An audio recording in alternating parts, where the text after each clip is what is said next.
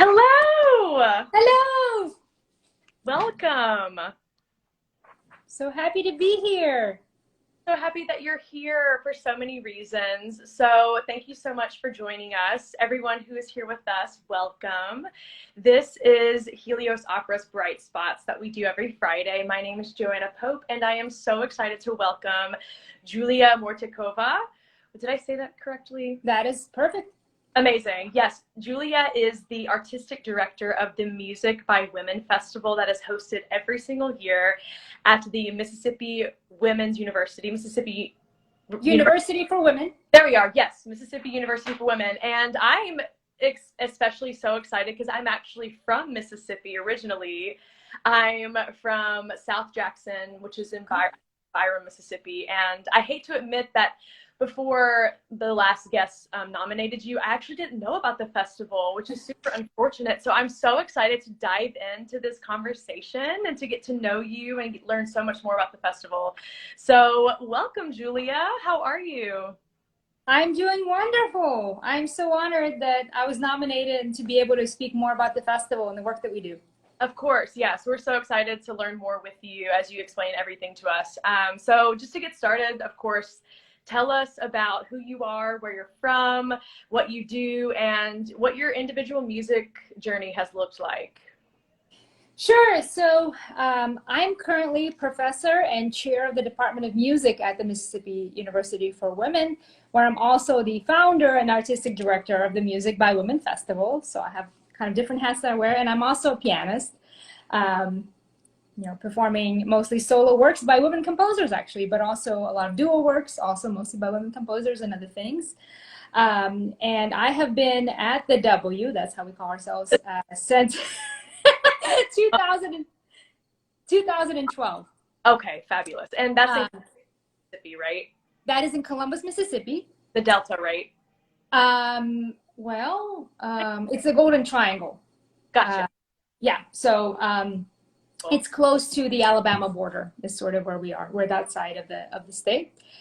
So I'm kind of celebrating my 10 years there. And the festival has been, the first year of the festival was 2017. Mm-hmm. So the festival this year will be celebrating its 7th year. So that's kind of what I do. And I have always been a pianist, and that's kind of the core of who I am, really, despite all these other things. My mother started me taking piano lessons when I was a little girl. I was about 3, because she's a composer, Olga Harris, and she's one of the composers I'm a big advocate of. And so from that point on, that's always what I wanted to do. And then at some point during my educational career, doing my master's degree at NYU, I got an opportunity to teach, fell in love with it, and thought I would do this. Then I kind of got into leadership roles during doctoral studies. And so I thought, okay, when the chair position became open, I said, I'll throw my hat in the ring for that.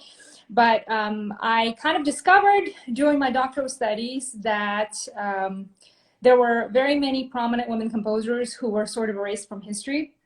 And that was kind of a new discovery for me because, as I mentioned, my mother is a composer. So I never thought, well, where are the women composers? Because I had one with me at all times. But I kind of started researching Cecile Chaminade. She was the first composer I kind of, fell in love with. And when I found her and started playing through some of her music, I thought, wow, this is such an amazing person. It's such a shame that no one has ever heard her music or knows about her.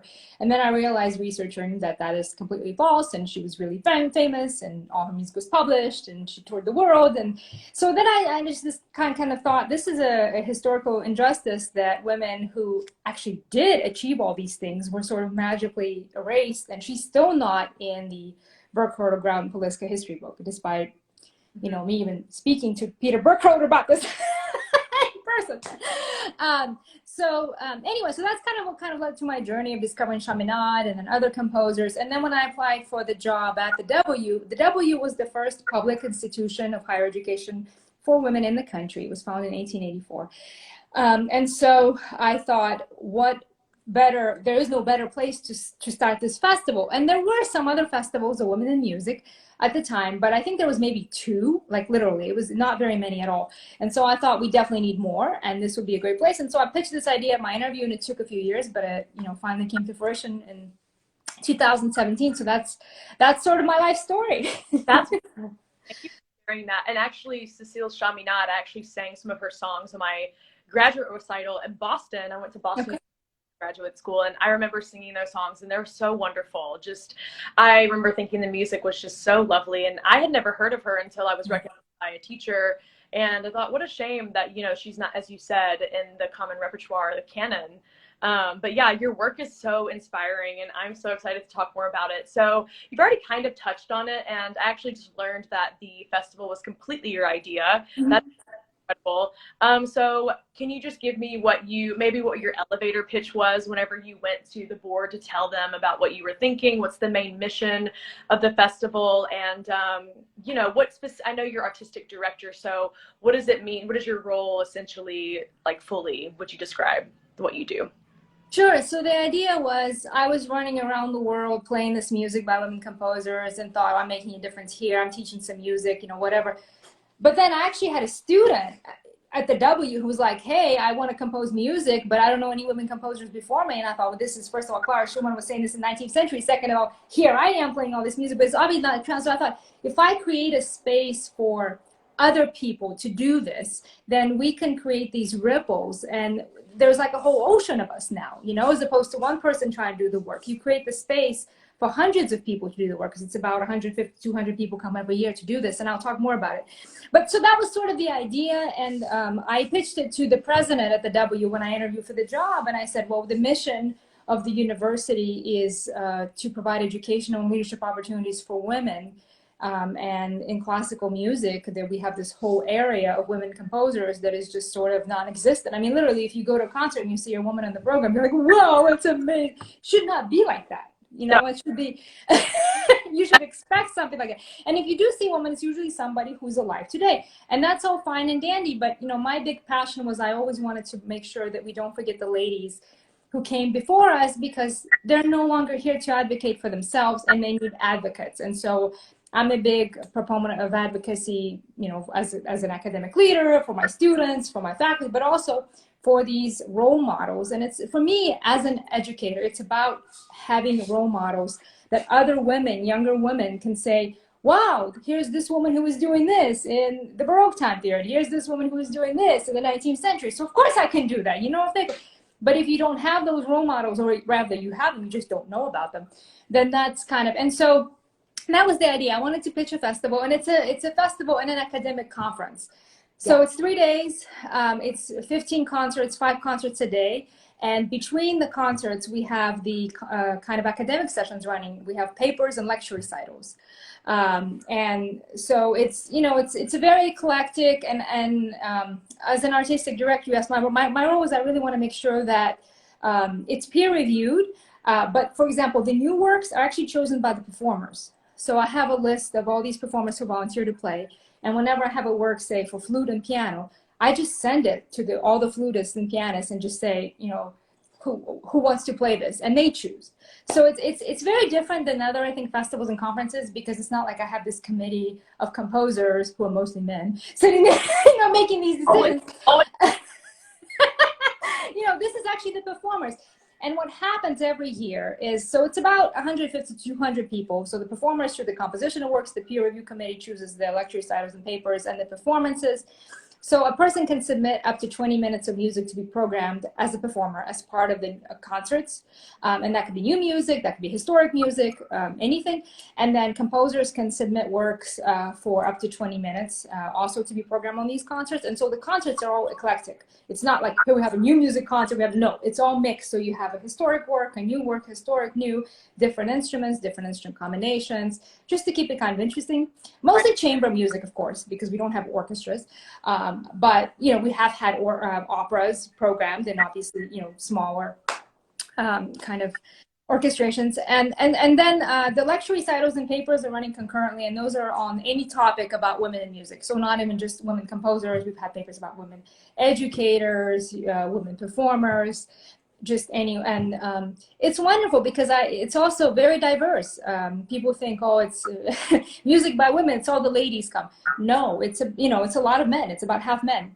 because they also support the work. So that was sort of the idea, is to make sure that we get music out there, historic music, new music, to be a vessel to let other people do the work. But what happens every year at the festival is when people come, they get inspired. So we kind of call it a movement. I like to call it a movement at a festival, because they get inspired, they find a composer, they find a work, they look for something for their instrument, they learn it, they program it at other conferences, they come back next year playing something that they heard at the festival before, a composer they heard before. If it's a performer, they meet a composer whose music they like, they ask for scores, they program. And so this music gets programmed over and over and over again. It's not like we just do this in March and then we go home and forget about it. Everyone who comes to the festival is very committed, and so they continue spreading those ripple. It's a ripple effect, and that's been a wonderful thing. And we've even had several situations. This is why I think the festival is so special, where for whatever reason a performer cancels, literally it's sometimes 24-hour notice, and I just sent an email saying, like, for example, one year I had a singer cancel, and there was a song cycle of 4 songs, and I had 3 singers step in and sing it on 24-hour notice. A couple years ago, we had a flutist who had to cancel, and I sent an email at 10 p.m. saying, we have a flute emergency. We need a flute for a noon concert tomorrow. I had a flutist within, an hour. So that people are just so committed to having this music be heard. And I think that's the whole mission. The mission is to get the music out there. And as a performer, I think the best way of doing that is to do it on stage, because we need it in the history books, but I think in order to get it into those history books, it needs to be programmed into the point where people cannot say, oh, this is not important, this was not good, all these things, I'm sure. The work is so great, and it's exactly the ripple effect we need, especially in times right now, considering what's been going on in the political landscape recently. So I really appreciate and respect your work, and I'm so glad that we're going to keep talking about it. So you are in Mississippi and doing this at the W. And for those who've just joined, this again is Julia Mortakova. She's artistic director of the Music by Women Festival at the W, which is the Mississippi University for Women in Mississippi, Columbus, Mississippi. So what's it like hosting a festival like this in Mississippi specifically? Because I'm from there, and I find it really interesting that you have this festival in Mississippi. So when people come in from all over the world and country, what do you suggest for them to do? What do you do as far as activities, or you just kind of focus on the work you're doing? Do you find it any challenges in a space like Mississippi, like because the landscape is pretty conservative? Anything you want to say about that would be awesome. Sure. So as I said, the reason I chose to do this at the W is obviously because I'm a professor and chair there, but also because it was the first public institution for women in the country. So it had this niche of supporting women's work, women's education, women's leadership. And so the university itself has been very welcoming of the festival. And when people come to the festival, it's not like they go to these concerts and then they go home. We really roll out the red carpet for them. We have shuttles that pick them up from the airport and take them to the hotel, and then continuously bus them from the hotel to the festival site, to the university. So essentially no one needs a car when they come to the festival. They just need to get themselves to the Columbus airport, and then we'll take care. And then throughout the day of the festival, we have refreshments all day, every day. And then we have receptions every night, which are essentially like a meal. And so we like I said, we have 5 concerts a day: 10, noon, 2:30, 5 and 8. And between the 5 and 8 p.m. concert, that's when the reception happens.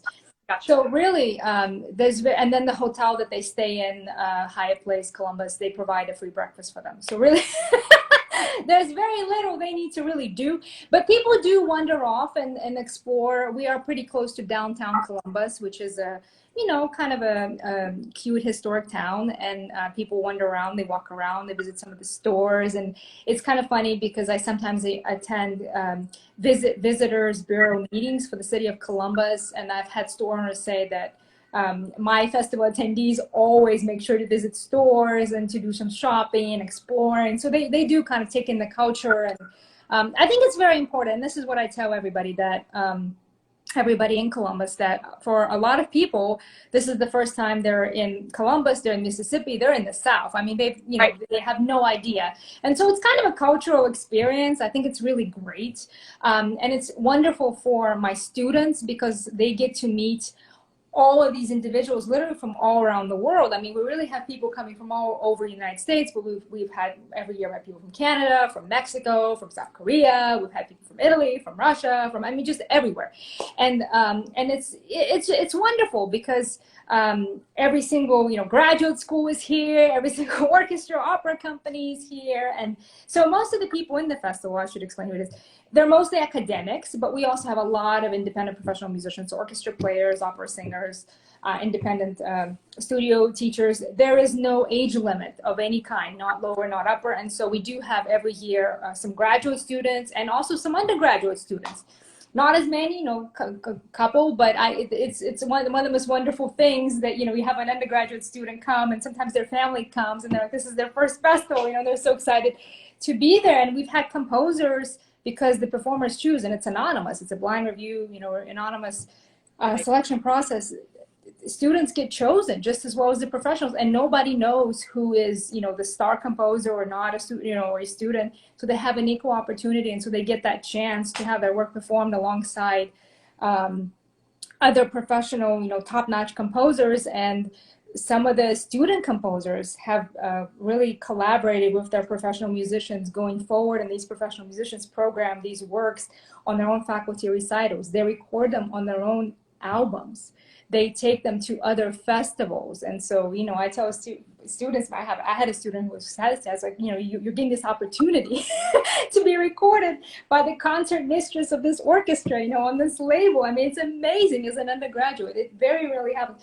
So to me, that's really wonderful. And I would also like to say it's a very warm atmosphere. No one feels like, okay, this is the student section. No, everybody's just, it's like a family, you know, everybody embraces everyone, and people go out to lunch together and give each other rides if they, you know, so it's a very warm environment, which is why a lot of people come back every year. And yeah, I mean, so I think to answer, I guess, to get back to your question, obviously there are things in Mississippi that are, you know, kind of different from other places, but I think the festival really does its part to sort of, you know, bring something different and bring something from the outside. And I think it's inspiring for both people in Mississippi, but also people from the festival to see this other part of the world. So yes. And it seems like, I mean, you're making a huge wave yourself just in the community around you, and you're enriching that community and introducing them to so many new experiences and to new music that they would never have heard otherwise. And I think that is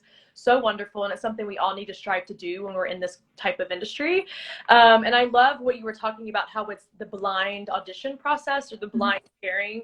That's really interesting. And I know there's been a lot of talk about, you know, of course, the industry of classical music, and even I mean, I'm involved in the opera industry pretty closely, and you know, it gets hard because it becomes really political and at times. So I think that your work and choosing to make that blind is so amazing. I think that we need to take a note in a lot of other areas of classical music. So speaking of that, in your experience as a performer, academic, professor, all of these things, all of the hats that you wear, have you come across any, you know, challenges in the industry or things that could be better to your opinion, you know, like issues that we have within this industry? Because I think there are several, and I talk to a lot of different people about this, about the gatekeeping and different things. Do you have any ideas about that? Have you come across some issues? Sure. So the one thing, you know, we already talked about the lack of women composers, particularly historic women composers.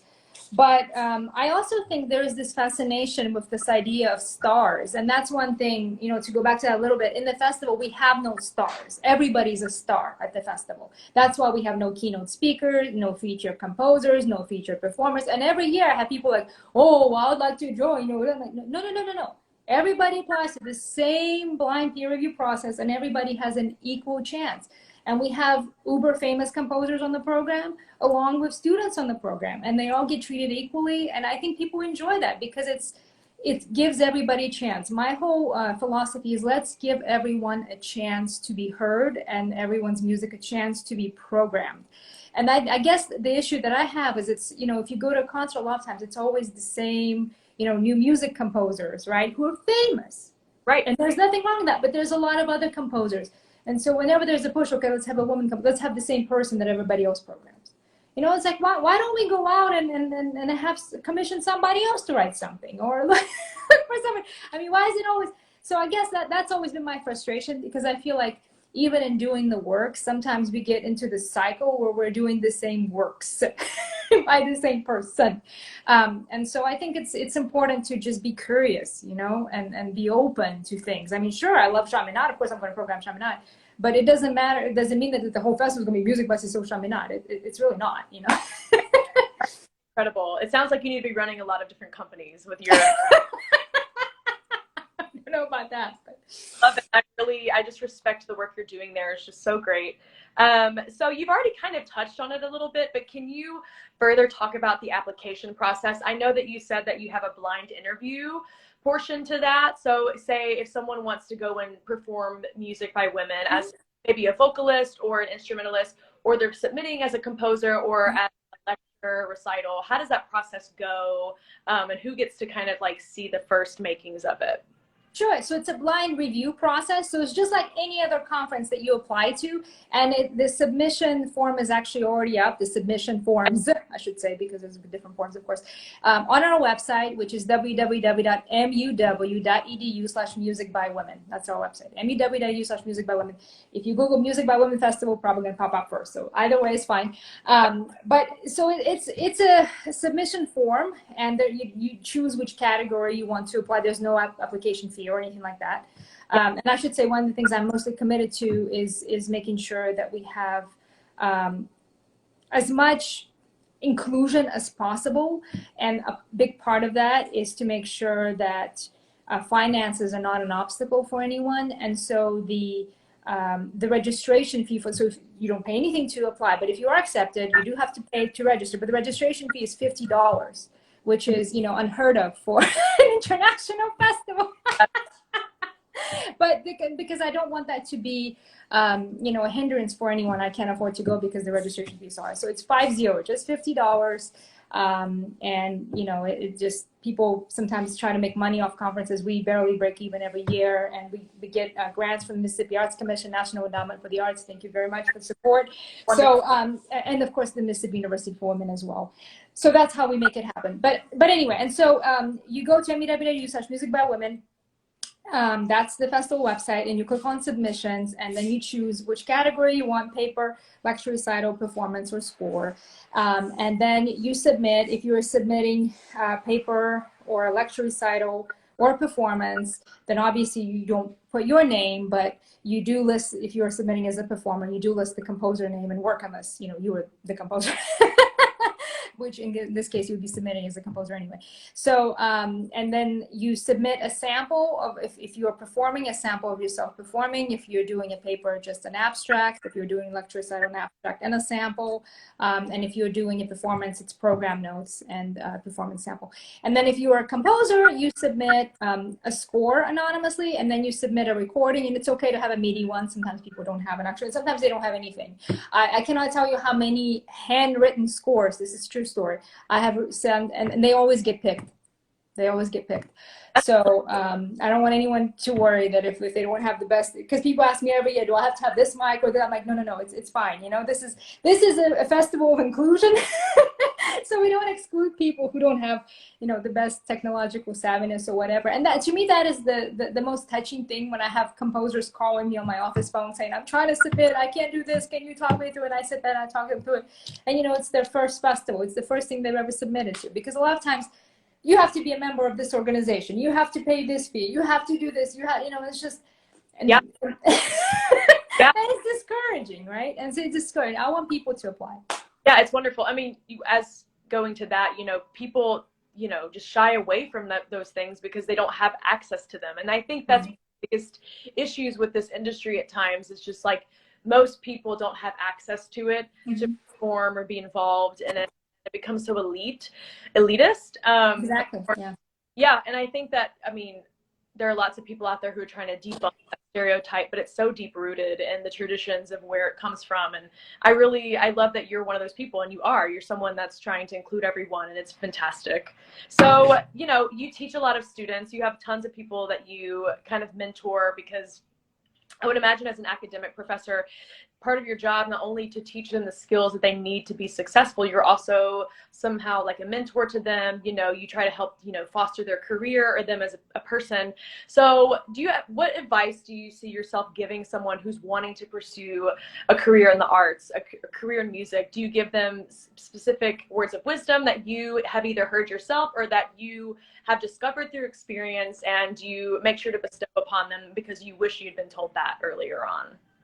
Well, the first thing is, one of the most disheartening things when I go recruiting for our program at the W is to hear students say, I don't want to go into music even though I love it because there's no money in music. And, you know, I actually started a vlog on my YouTube channel, Julia Matikova, if you want to follow my channel. And the vlog is about my life because I want people to know that you can't have a life in music, and it is a beautiful life, and you can support yourself doing it. And to hear someone say that is just, you know, it breaks my heart. And so my advice is, if this is your passion, if this is what you cannot live without, then yes, you can do it. Yes, it is a viable career option. So don't be afraid. That's my advice. You have to work hard. You have to be creative. You have to find your niche, right? No, you cannot play the same thing in the same way that everybody else has done for centuries. No, you have to be unique in some way. You have to have something to say, right? And figure out a good way of saying it. But once you do that, then I think you can be very successful, and the life of music is a beautiful life. I cannot imagine doing anything else. I cannot imagine, you know, having any other career. And so I guess my advice is, number one, please do it. Don't say this is, you know, not for me. This is something you're really passionate about. Please pursue your passion. Absolutely. And the second advice I've heard from Dino Getzo. He was a professor at NYU, a composition professor actually, but he said at one point, be open to opportunities. You know, be open to opportunities. And I've carried that with me my whole life. If someone invites you to do something, or invites you to play something, or do something that you're like, I've never done that, I don't know how to do that, just do it. You know, if you can, try it, because you never know where that's going to lead. Yeah. So I would say those two things. And I guess the third thing is, I talked about advocacy a little bit. I think it's very important to be an advocate for music, for classical music, for women in music, and be an advocate for yourself as a musician. Absolutely. Be an advocate for the arts. We need those. Because a lot of people just who are not within our field, they don't understand how serious what we do is, how rigorous it is, what it takes. And I think it's very important for us, this is why I started this vlog on my YouTube channel, to be outspoken about it, to let people know that it's not just like we're hit by this lightning of inspiration and all of a sudden we can do anything. No, it's work, but it is a work of love because we love doing it. But I think if more people realized how serious it was, maybe the arts would be treated with a little bit more respect and funding. Especially in this, because I know in Europe it's slightly different because it's funded by the government there, and it's here to, you know, pursue that and have some more sustainability and stability. Those are wonderful pieces of advice, especially the point about, you know, being open to opportunities, because as a person who has pursued opera singing and, you know, has gotten degrees and has done, you know, young artist programs, there have been times where I have come across opportunities or jobs and I never even knew existed or a possibility, and it's so fun. It's just very, you know, inspirational to keep going, you know, when those things happen and work out for you, because you never know. Life is just magical in that way. And I would also add, don't be afraid. You know, if you have a crazy idea to do something, just ask, do it. You can, you know, if you have this passion. I don't know, when I was in grad school, I really wanted to play with an orchestra, and I put together my own orchestra twice. You know, you just go and ask. People will support you if you have, you know, like, for example, for the festival, all the performers at the festival who play New Music Works, they're all volunteers, and they're all top-notch professional musicians that I tell my students, you better go to these concerts because I can't afford to bring these people here as guest artists, but here they are performing for free. And all the concerts are free and open to the public too, I should say. So anyone can hear these beautiful performers performing this amazing music, but you know, it's, if you ask, that's another secret. I mean, you're a performer, so this is different. But a lot of times I talk to people at who organize professional events, and why don't more performers apply for things? Because, well, maybe they don't want to sit there and fill out these long application forms and submit it. But if you ask them, hey, do you want to play this? They'll say, yeah, you know. So don't be afraid to reach out and tap someone to do something, because Yeah. you never know where that might lead. Oh, exactly. That's so wonderful. And I know you've mentioned a couple, Cecile Chaminade. Do you have other women composers that are you love that you want to give more limelight to, whether they're past composers, performers, or current? Who are some of your favorite? So my favorite composer, of course, is Chaminade, but also Teresa Carreño is someone who I really love and love performing. She was originally from Venezuela, but sort of citizen of the world. She lived everywhere and had a career everywhere as a pianist and composed a lot of music. And what I love about these women, I should say my third one is Olga Harris, my mom. What I love about these women is that they're really true role models for girls, because not only were they amazing composers, performers, just people, they live these incredible lives. And when I look for inspiration, I look at them, because I think if they can do that 100 years ago, you know, that I can certainly do that now. Absolutely. Definitely. And, you know, I also, I always tell my students, you know, you want to be like, as a pianist, you're taught and you have to be in the right frame of mind when you perform. You have to practice for, you know, 12 hours a day. You do this. And here comes Teresa Carreño, who would, you know, sail on a ship from the U.S. to Europe, would have to get off the boat and go and perform, not having played for days. And that's how she, you know, I mean, this was life, and she was very successful. Just be brave, you know, be prepared, but be brave, and don't wonder, like, why am I the first? Because you're not the first, you know, they were doing it way before you. With way less, you know, technology and way less access to things.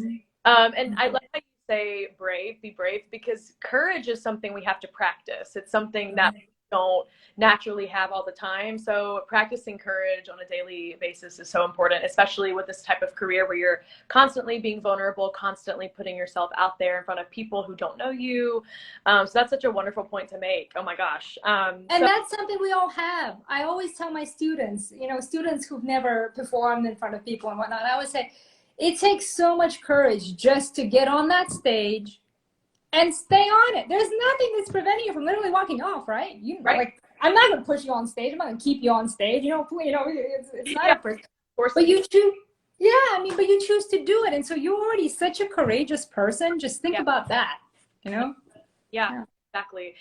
Oh my! So I have a question. Are there any other festivals specifically dedicated to women in this field? I haven't really done tons of research, to be honest, because this is actually the first one I've heard of. Is your festival? Do you have knowledge about? Yes. So there is another festival, which is a festival that I participate in regularly, the Hartford Festival of Women Composers in Hartford, Connecticut. Yep. So that's one. And then also I'm on the board of the International Alliance of Women in Music, and they have a conference that happens every couple of years or 3 years. So that they just had a conference that happened in Oregon that I attended and performed in. So yeah. Yeah. So what projects do you have coming up for yourself? Are you, because you're on summer break right now, are you still teaching, working, performing? What's your schedule like these days? So I just performed in June at the International Alliance for Women Conference, but right now I'm working on recording a solo album. This will be my 4th album since I've been at the W. I have a solo album, a duo album, another 2-piano album, and the solo album is all women composers, celebration of women in music. Second album, a two duo album, it's 4 hands and 2 pianos, with my husband, Valentin Bogdan, who's also a pianist. It's kind of an eclectic mix of men and women composers. The third album, Music by Women, it's an all 2-piano album, all music by women composers. So it's Cecile Chaminade and Amy Beach and Olga Harris and Madeline Dring, all kinds of good things on that album. You can check it out, available everywhere. And then this album will also be solo music by women composers, and this album will feature Chaminade, Teresa Carreño, Fanny Mendelssohn Hensel, Olga Harris. So, what kind of music does your mom compose? Does she compose for specific instruments, or is she like a variety? A variety, lots of chamber music, solo kind of sonatas and various pieces for various instruments, lots of vocal music, piano music, as I mentioned, solo works. She has several piano concerti. She has symphonic music, so very eclectic. She's neo-romantic, so beautiful melodies with some dissonance for that flavor. It's beautiful music. That's one. I have to check her out. I'm so excited. We're planning to plug all of the composers that you've mentioned and make a post about it and get that information out there for people to see and to know about, because it's very important. The work you're doing is what we need. So thank you so much for doing the hard work, the work that is needed to be done. And it's been so lovely talking to you. Was there anything else that you wanted to touch on, or any other questions? Or if anyone watching has a question, feel free to shoot it out. Well, I would like to add that if anyone is interested in checking out the program of the festivals, all of our past programs are on the festival website, meww.music by women. You can just click on the year, past festivals. And in 2021, because of the pandemic, we were virtual. And so in 21, because my goal was to get the music out there, I decided instead of trying to do lecture reciters, papers, and whatnot, we would just do concerts. So we had 31 concerts. We had a concert every day for the entire month of March. And they are all available on our website and our YouTube channel, which is Music by Women Festival. So I'd like to just pitch that as a resource for anyone researching Music by Women. And I tried programming those things eclectically too. So it's not just, a new music concert or whatever. So if you go on this Music by Women Festival YouTube on our website and you see everything, you'll see 31 concerts, and they're not as long as the festival concerts, sometimes around 2 hours.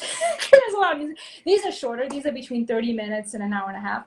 But 31 concerts of music by women composers. So if anyone ever asks, where can you find music? Go there. Because that is such an amazing resource that you've provided for people, and I'm excited to go check it out myself, because I'm actually wanting to maybe put on a recital at some point in New York of just women composers. So thank you for plugging that. I also meant to ask about the pandemic. So your festival's in March, right? Usually have March. So in 2020, what did you guys do? How did you handle that? That was a crazy time. So in 2020, our festival was the last thing that happened before everything shut down. So we actually had it. It was literally, I think, maybe the first weekend in March. So it happened, and the next week happened, then everything shut down. So it was really kind of sweet this year, because a lot of people were telling me, because we had it in person, of course, this year in 22, and in 21 it was virtual. So people were saying, 2020, the festival was my last in-person thing, and now this is my first back in person. So we're welcoming people back after the pandemic, and we were the ones saying goodbye right before. So we had it in person, and at that time we didn't know much about things. We had sanitizer, we tried doing social distancing, we tried having kind of separation of food for the reception and stuff like that, prepackaged food. But we were able to have it, and luckily no one got sick from the festival, I don't think. But yeah, and then 21 we had the 31 concerts, which I do encourage everyone to check out, because it was it was a lot of work to put together, and big shout out, I think he's listening, Jonathan Levin. He was the person actually putting all these videos together. He was the festival kind of production person, but it was to create this repository of music by women composers online was, it was important, and I'm glad that we did it. It really, I think, will make a difference, because anyone looking for music by women composers will find it, and there's something for every instrument on there, and everyone did such an amazing job, and we really came together. And if anyone had problems, didn't know how to use Dropbox, didn't know how to upload this, didn't know how to set up that, I was on the phone with them talking them through it, because I was determined, if anyone wants to get this music out there, we're going to make it happen. Amazing. I mean, that resource is so great, and I can guarantee you, after what's happened this past week, you're going to have a lot more people coming to you for these resources to make this more amplified, because it needs to be. And it's sad to have something like, a Supreme Court decision maybe move people to make a change, but sometimes these types of things have to happen. And so I really appreciate your time and talking, and I've so loved getting to know more about the festival, and I can't wait to check out the resources. And Julia Mortakova, you are doing everything that we need right now, and I really appreciate you and your work, and I just hope you have a great evening. Thank you so much. I really enjoyed speaking with you too. Yes, thank you, and I hope to see you maybe one day down Columbus, if I'm home visiting, if I can come to the festival, I would love that one day. And Helios Opera would love to maybe report from there. Who's to say? You never know. Just got to take the, yeah. Love to have you. Yeah. Absolutely. Well, I hope you have a great weekend. So nice to meet you. And thank you so much for your time and for your knowledge and everything that you offer for us. Thank you so much. Thank you for your work. Oh, thank you. We'll talk to you soon. Have a good night. Bye-bye. Bye, Julia.